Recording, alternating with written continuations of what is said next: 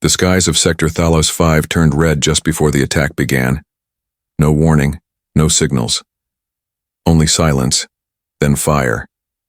The alien fleet tore through the clouds like angry gods, their ships glowing with blue engines and sharp black wings that sliced across the sky. Cities fell in minutes. Defenses barely stood before they were crushed. Among the defenders was a warrior named Kiriel. Her species was known for their speed, their strength, and their loyalty. She had never lost a battle. Her armor was made of living metal, bonded to her from birth. Her twin tails flicked with tension as she stood at the edge of the command deck, listening to screams echo across the comm channels. She didn't flinch. She had trained for this moment all her life, but no training could prepare her for what came next. The attackers weren't some forgotten enemy or distant empire. They were the Coalition, the very alliance her people had once trusted. And leading the charge was someone she knew, a general she had once saved in another war, now firing on her planet without mercy. The betrayal hit harder than any weapon.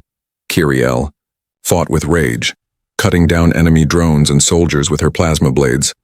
Her limbs moved with precision, her armor glowing with every strike. She pushed back wave after wave, even as the halls around her crumbled. Her squad fell one by one. Still, she stood. But then the blast came. A massive detonation tore through the corridor, sending fire and metal in every direction. She didn't see it. She only felt it. Pain ripped through her side as her body was thrown into a wall. Her left leg was shattered. One of her cybernetic arms sparked and failed. Her breathing grew shallow. Vision blurred. She tried to rise but collapsed again. Her armor was cracked. Blood mixed with oil on the floor. The sounds of war grew distant. Her body refused to move. They left her there. The Coalition assumed she was dead. Her signal went dark. The emergency beacon on her suit was destroyed. Her once golden eyes slowly closed and the cold began to creep in. Time passed. She didn't know how much. Then came the voice. At first, it was just a sound, low and strange. Not alien, not one of her kind. She blinked slowly and saw a shape moving toward her. Human. She had heard of them. Deathworlders, dangerous, unpredictable. But this one knelt beside her gently. His eyes scanned her wounds and his hands, though large and calloused, moved with care. "You're not dead," he said softly. She tried to speak, but blood filled her mouth. "Don't talk," he whispered. "You'll be all right." She should have feared him. Her people did not trust humans, but something about his voice, his presence, made her heart beat slow. Not from weakness, but from strange calm. He lifted her into his arms. She winced as the pain surged, but he held her carefully, cradling her like something precious. The world around them still burned. Explosions echoed in the distance, but he didn't run. He moved with purpose. He carried her away from the ruins, through broken steel and fire, never looking back. She wanted to ask why. Why he was there, why he saved her. But her mind drifted again, sinking into sleep. The last thing she felt was warmth. Not from the fires. From his arms. Kiriel awoke to warmth against her skin and a dull pain in her leg. Her surroundings were different now. Gone were the cracked metal walls of the battlefield. Instead, she lay inside a small, quiet space, dimly lit, with soft lights glowing above. A blanket covered her body, and her wounds had been wrapped tightly in bandages. She tried to sit up, but her body protested. Her left arm barely moved, and the pain in her leg made her gasp. Her sharp ears twitched at the sound of footsteps approaching. It was him, the human. He carried a metal tray and crouched beside her, setting it down slowly. Steam rose from a bowl of soup. "You're awake," he said, his voice calm. "You need to eat." Kiriel narrowed her eyes. Her instincts told her to be alert, to question his motives, but there was no fear in his expression. Just quiet concern. "You were barely alive when I found you," he added. "I couldn't leave you behind." "Why?" she finally asked, her voice weak but steady. He didn't answer right away. He sat on the floor beside her, arms resting on his knees. I don't like seeing someone left to die, he said, not even in a war like this. Kyriel studied him. Humans were known for many things: aggression, stubbornness, strength. But compassion? That wasn't what the galaxy warned about. And yet here he was, proving them all wrong. My name is Elias, he said. She didn't respond. He smiled slightly. You don't have to trust me. Just rest. Over the next few days, Elias continued to care for her. He cleaned her wounds, adjusted her armor pieces that were still functional, and even tried to fix her broken cybernetic arm with parts from salvaged drones. The shelter they were in seemed to be an old maintenance station, forgotten during the war and hidden beneath the wreckage of a collapsed transport bay. Kyriel learned that Elias had been a scout.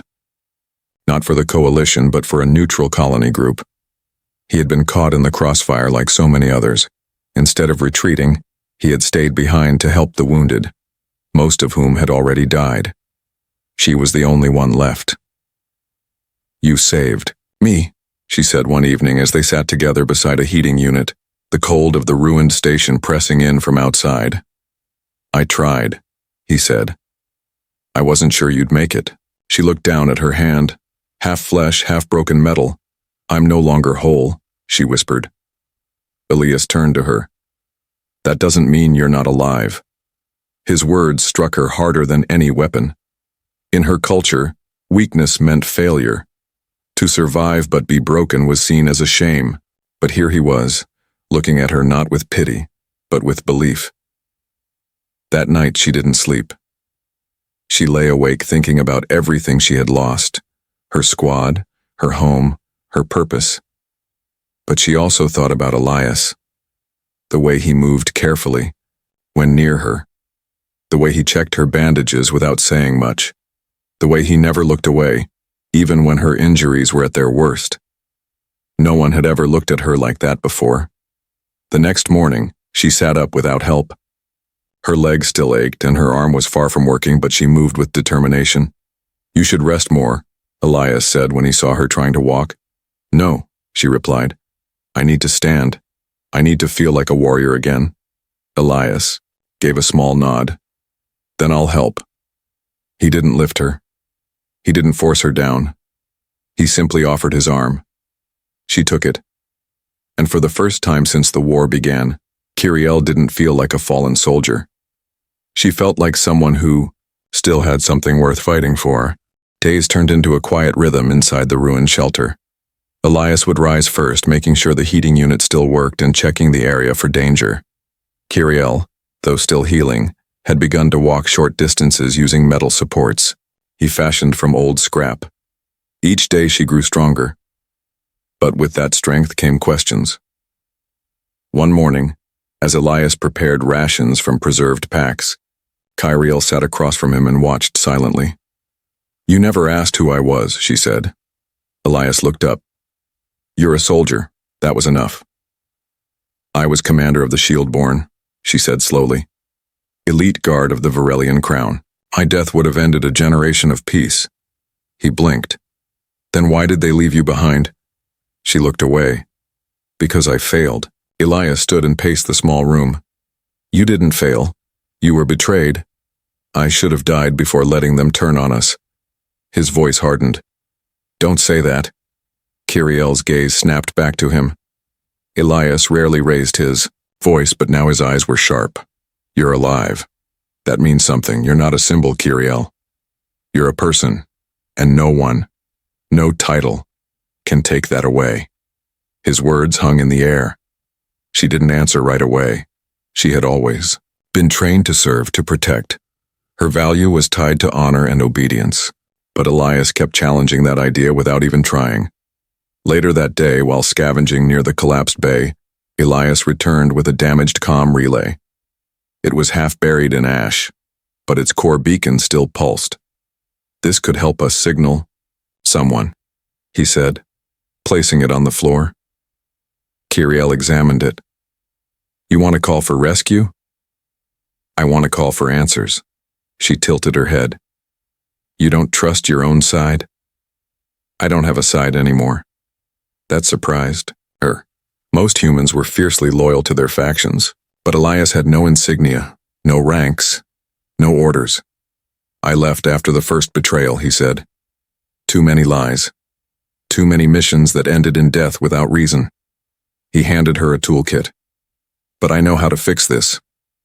They worked side by side through the night. Kyriel's fingers were still clumsy, but she insisted on helping. Elias showed her how to bypass melted circuits and use salvaged power cells. Their hands brushed once and both paused, unsure of what to say. Kyriel cleared her throat. If this beacon works, and your people come, what then? Elias met her eyes. Then we make a choice. That night, after Elias fell asleep, Kyriel sat by the heating unit alone. Her leg ached, and her arm still sparked with weakness, but her mind burned brighter than ever. She remembered the faces of her fallen squad, their courage, their silence as they died. She remembered the betrayal of the coalition fleet, and she remembered Elias lifting her when she was nothing but broken pieces. She no longer knew what she fought for, but she knew she wasn't finished. The next morning, as the relay hummed softly, Elias looked at her with a quiet smile. It's transmitting, he said. She nodded. Then we wait. She replied. But she wasn't just waiting for rescue. She was waiting for a reason to rise again. The signal pulsed in steady rhythm, but no answer came. 3 days had passed since they reactivated the relay. Still, the silence pressed down on them like a weight. Elias kept checking the receiver, tapping through diagnostics, adjusting the antenna, but nothing changed. Kyriel didn't complain. She used the time to strengthen her body. She began practicing slow movements, shadow fighting in the dim corridor. Her balance was off and her damaged leg trembled, but each strike brought a flicker of her former self back. Elias watched from a distance, impressed. He offered no advice, no interruption. Just silent support. Then came the transmission. A static buzz broke through the quiet. Elias leaned over the receiver as a cracked voice emerged. This is Scout Vessel Aegis, receiving signal. Identify. Kyriel moved beside him quickly. She recognized the name. Aegis wasn't just any ship. It belonged to the Coalition. Elias looked at her. Do we respond? She hesitated. The last time she trusted a Coalition voice, her home was reduced to ash. He placed a hand on the console but didn't touch the button. It's your call, he said. She stared at the blinking light. Her claws flexed against the metal. Part of her wanted to smash the device, to disappear. But another part, one she didn't fully understand, wanted to face them. She pressed the comm button. This is Commander Kyriel of the Shieldborn, she said, her voice clear. I am alive. Silence followed. Then the voice returned, colder than before. Impossible. Commander Kyriel was confirmed KIA. I wasn't. And I demand answers. The channel cut. Elias shut off the transmitter. They're not happy. No, she replied.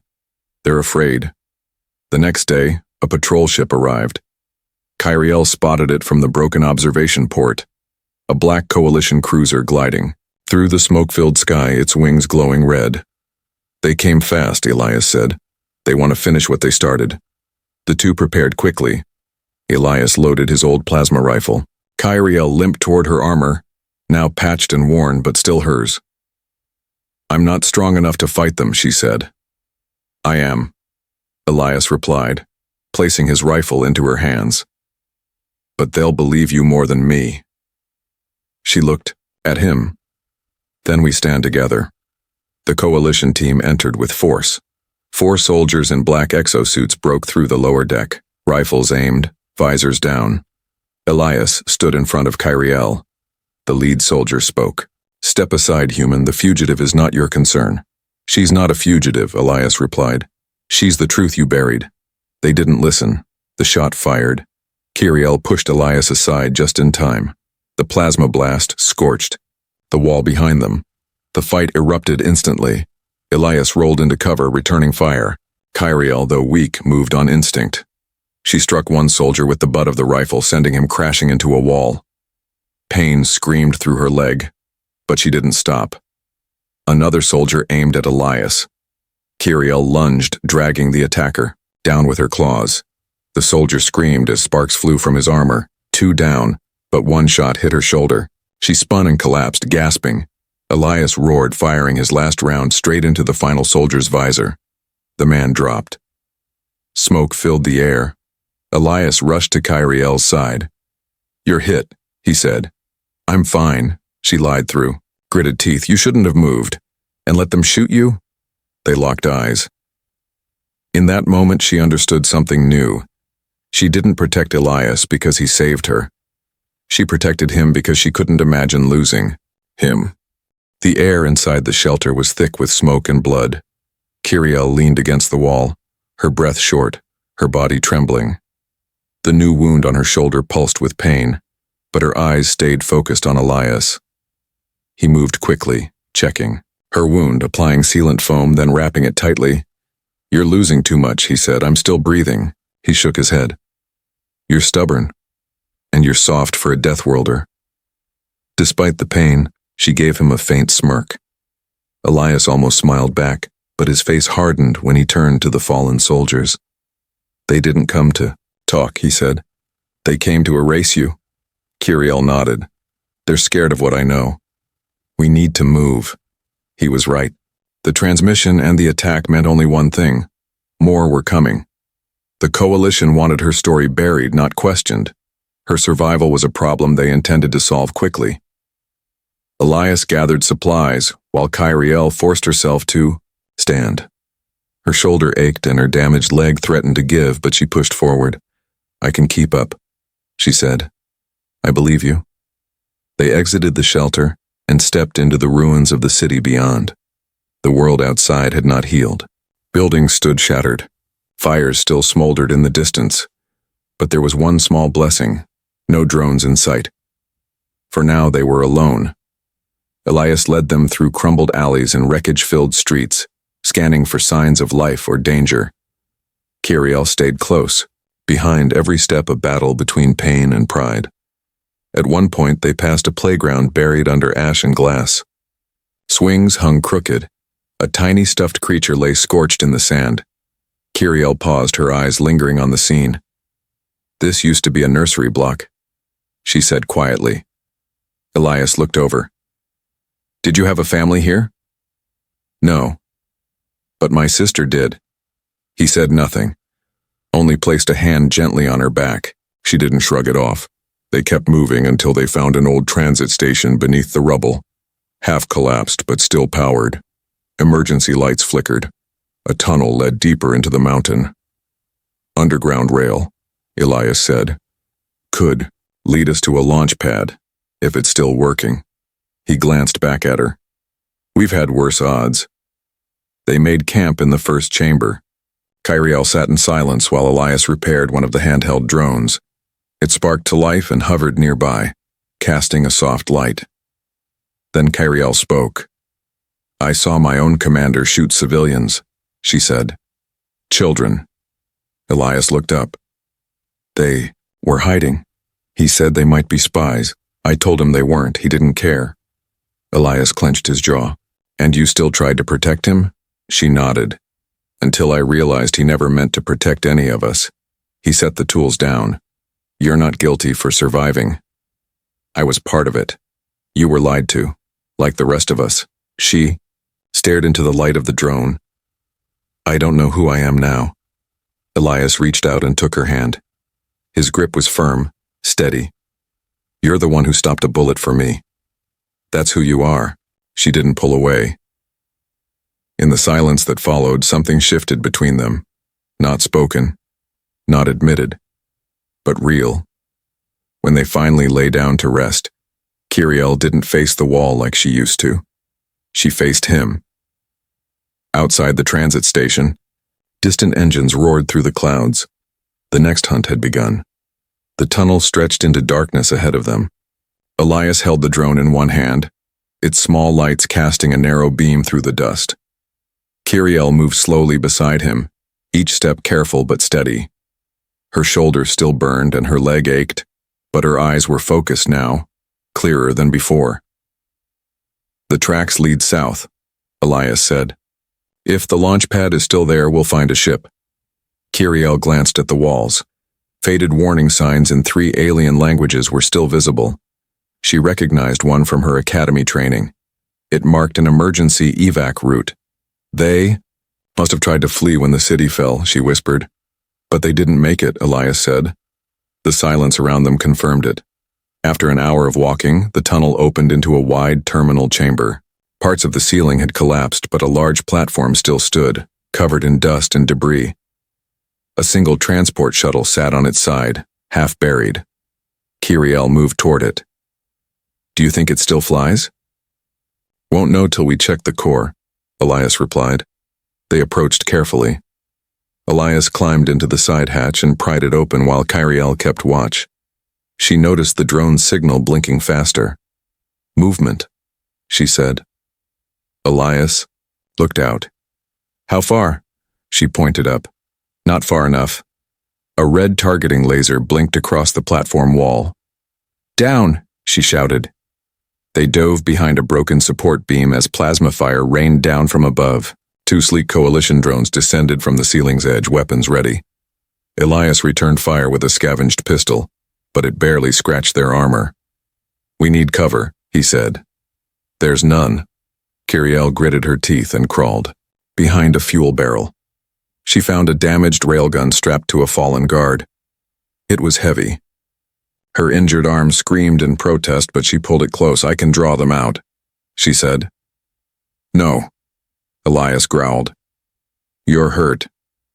"So are you." He looked at her. "You'll die.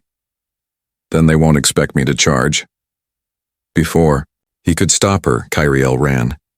She weaved between the debris, raising the heavy railgun with both hands. One drone turned and fired, too late. She slid on her knees, aimed, and launched a shot that shattered the first drone in a burst of sparks. The recoil knocked her back hard. The second drone turned, but Elias was already behind it. He jumped from the platform stairs and slammed a metal rod into its back, disrupting the power node. The drone spasmed and crashed to the floor.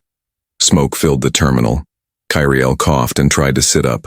Elias rushed to her, lifting the railgun off her chest. "You're insane," he muttered. "You hesitated. I was trying to keep you alive." "I did stay alive." He checked her arm. It was worse. The metal plate had cracked again. Blood ran down her side. "We can't keep doing this," he said. "We have no choice." The shuttle behind them groaned suddenly. Its engine lights flickered faintly. Kiriel smiled weakly. "Maybe we do have a way out." They limped toward the ship together. Inside, the core was damaged but salvageable. Elias began working without a word, connecting wires and bypassing systems. Kiriel sat beside him, watching the sparks fly. "Once we leave," she said, "where will we go?" Elias didn't look up. "Somewhere far where they can't reach us." She leaned back.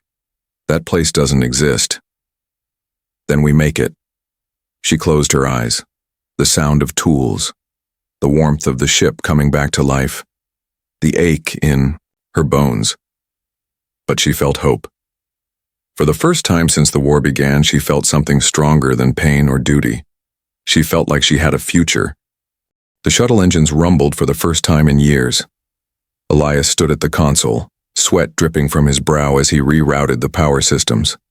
Sparks flew as he forced the auxiliary thrusters online. A dull hum filled the terminal, echoing against the steel walls. Kiriel leaned against the co-pilot's seat, clutching her damaged arm. Her armor was cracked, stained with dried blood, but her eyes burned with focus. "It's holding," Elias said, glancing back. "Barely." She nodded. "Then we take off now." They both knew what was coming. The drones weren't random scouts. The coalition knew where they were. More would follow, stronger, faster. If they didn't leave, they wouldn't survive the next wave. Elias sealed the hatch. The shuttle groaned, engines spitting blue fire through fractured vents. Kiriel climbed into the co-pilot's seat with a wince. Her left leg barely responded, but she tightened the straps and placed her hand on the console. "This feels wrong," she said quietly. "Leaving?" "No. Running." Elias sat beside her. "It's not running. It's surviving." The shuttle lifted, rising slowly from the platform as rubble shifted beneath them. Dust and metal rained down. A section of the roof collapsed just as they cleared it. Above, the sky was still bruised from the war. Fires burned across the horizon. Wreckage floated among the clouds, dead ships, drifting metal, and silent ruins.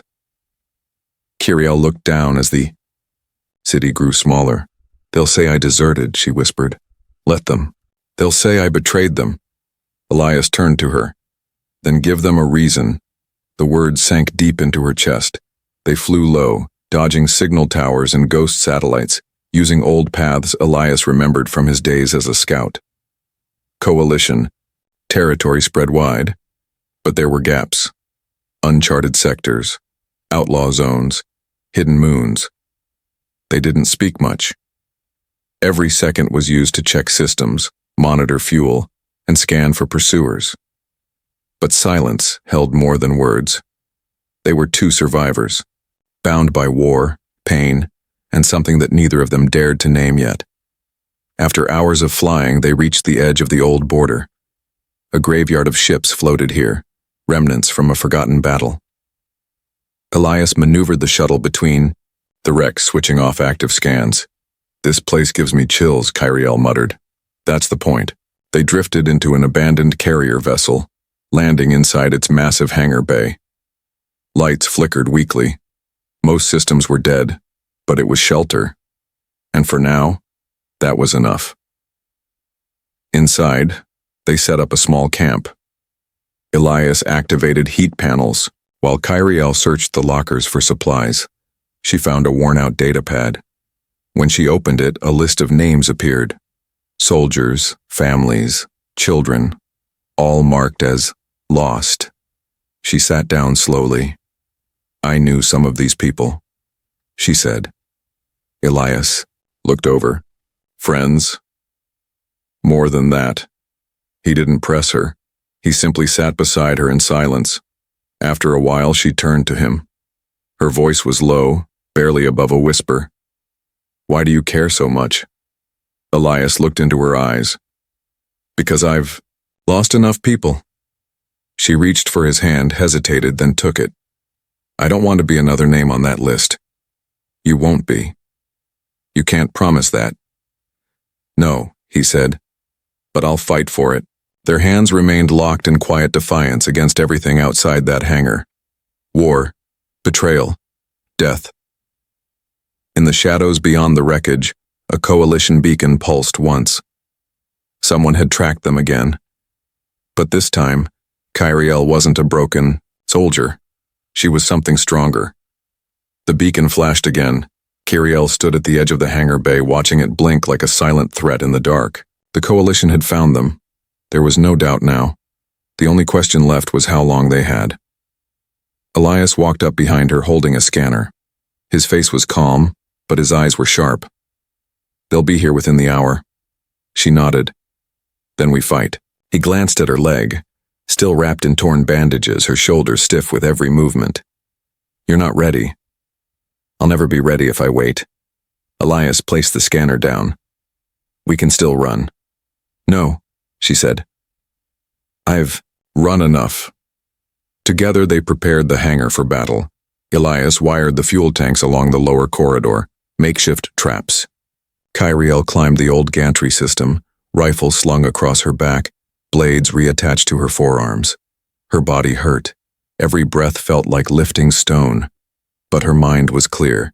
She wasn't fighting for orders anymore. She was fighting for herself and for him. The first enemy dropship appeared like a ghost in the sky. It hovered just outside the wreck's perimeter, silent, observing. Then the second arrived. And the third.